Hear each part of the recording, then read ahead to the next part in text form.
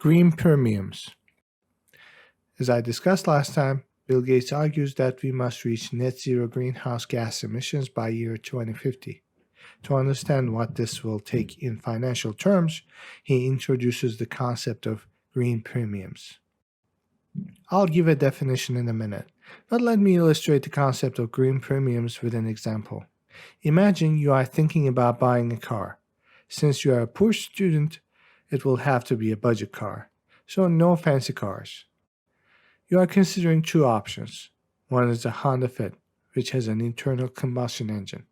The other is a Chevy Bolt, which is an electric car. Because it's an electric car, Chevy Bolt is marketed as the green choice. I will discuss whether this is true or not later in the course, but let's grant it for the time being.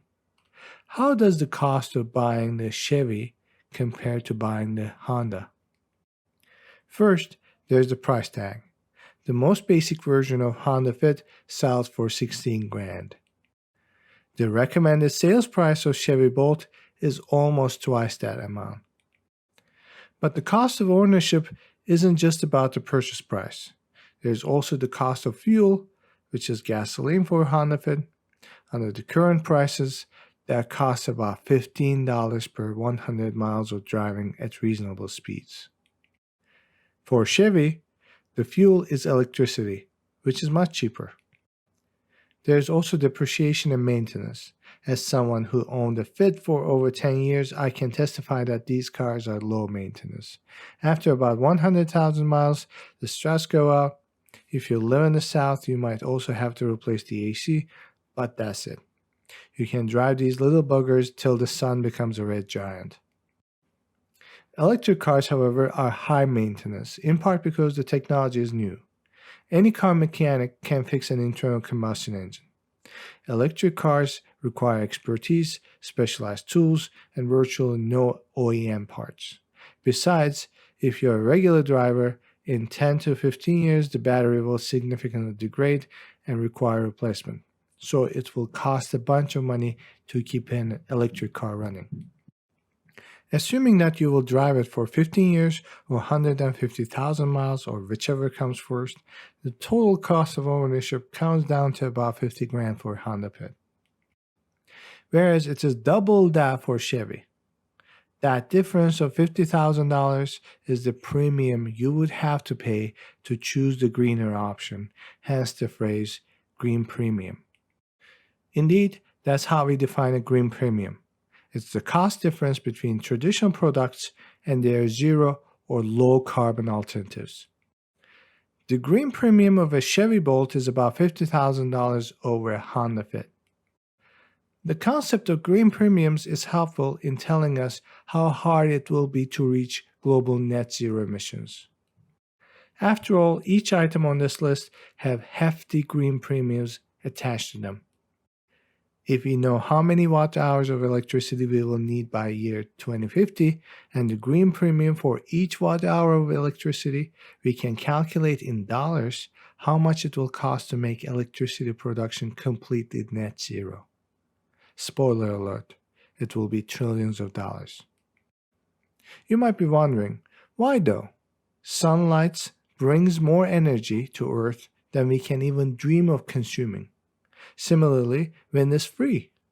We can use them to generate electricity for free. If so, why is there a green premium on electricity? I talked about some problems of solar and wind power, but the biggest issue by far is inconsistency. Available sunlight changes hourly and seasonally. The same is the case for wind power.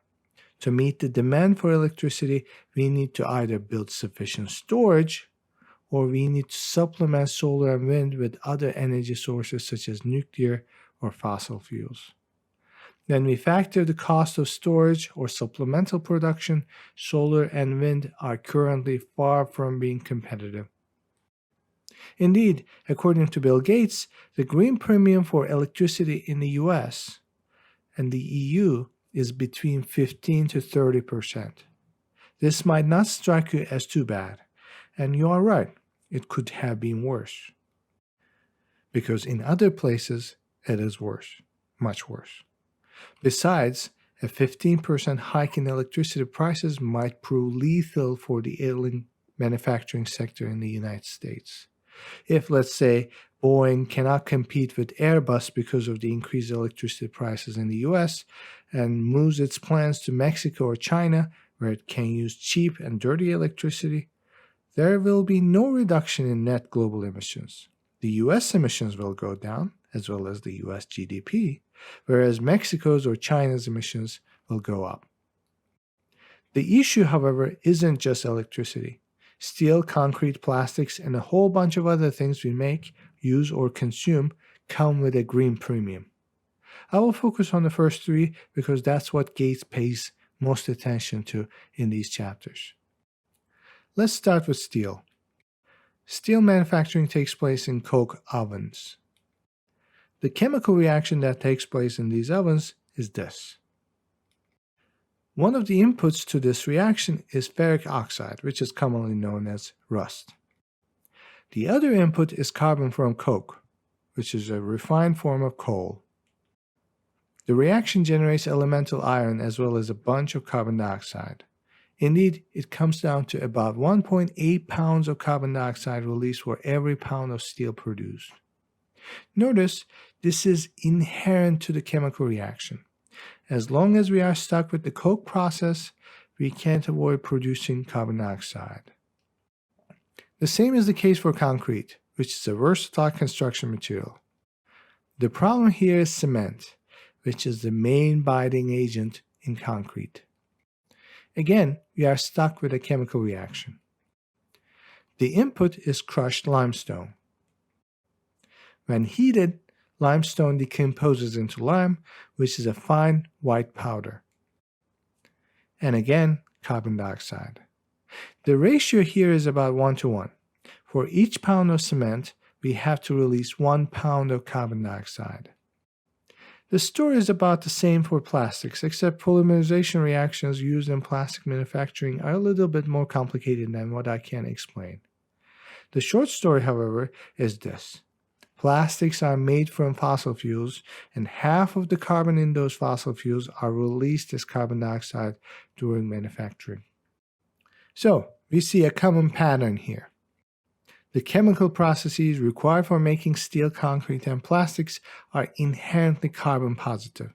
That means in order to reach net zero, we must either stop making steel, concrete, and plastics, or we have to capture the carbon released when we make them. Yet, there are good news. Kind of. All of these processes require the use of electricity. If we can reduce the green premium attached to electricity, that will make all of them less carbon positive. The question, of course, is how we can do that. How can we reduce the green premium for electricity? Bill Gates discusses several promising technologies in this regard. Here's a complete list. Among these, batteries are in the worst shape. Lithium-ion batteries are awful, as I mentioned earlier.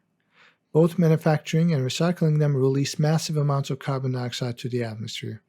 I'm linking an article on the subject in the video description.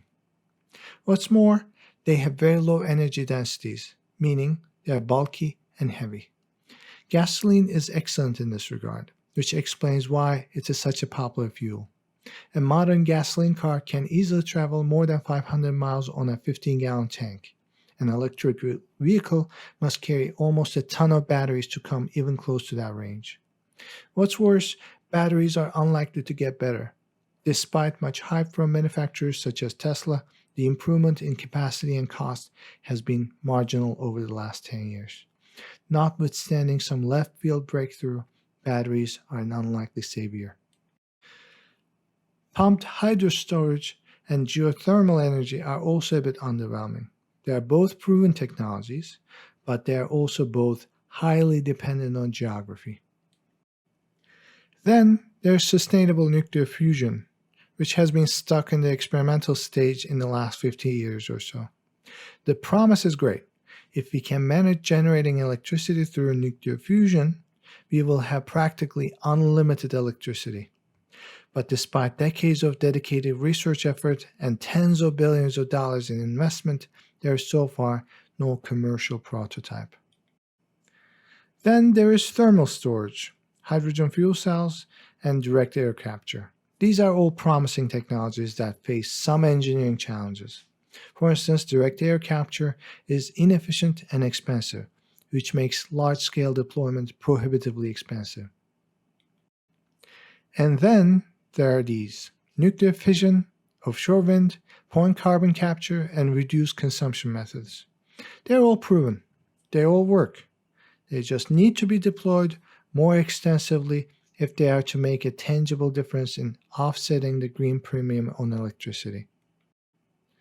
One of them I want to look at a bit more closely: electricity generation by nuclear fission. Gates is a big fan of nuclear fission. He even offers a nice little argument in its defense. Here's how it goes. It would be absurd to oppose cars because cars kill people. Electricity generation through nuclear fission kills much fewer people than cars.